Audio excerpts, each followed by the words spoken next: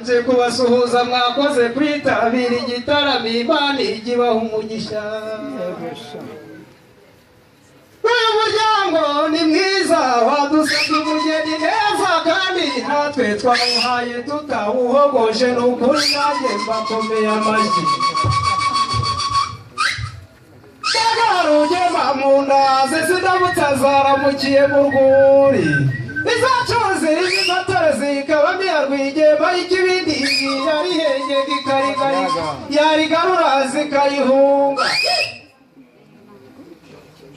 Mbe muri Mana byutse ubukombe bwira ababyeyi kuzakosha ibisabo, mbwira abakobwa kuzagana uruhimbi, mbwira abasore kuzagana amari, ubadahiriza iwacu zikumbuye amakera. Umpera abantu umuhondo ubarinde guhondabera he, umpera abakobwa ikivugu tubarinde gukobana bagarishe baraganje. Dore rubibi rubereye ibirori nyamibwa isumba ikumbuye indekezi, urwamirindi hamije ibirindi.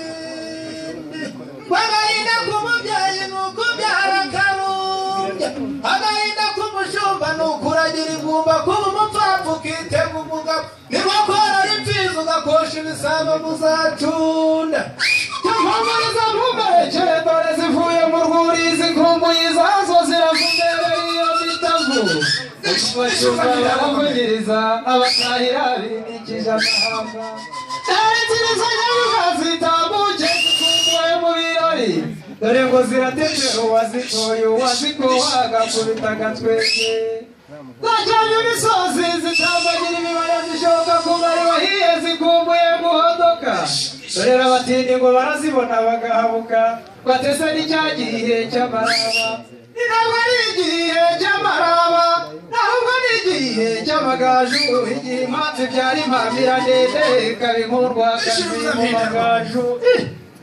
Njye sinzajya ibwera mvura ndakabaroga nzihamira ibwana cyambwe, iyo abakobwa bakubita umutozo banyina bagakubita igitwe.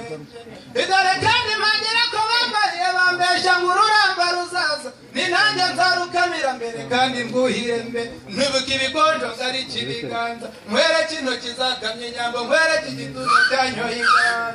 Ntuzira ikimanzi nkazakiziririza, ntizira umusore w'ishubara ushoka mbere akuhiranyo, nkazira inkumi y'amabinga icunda amatika igatitsimba.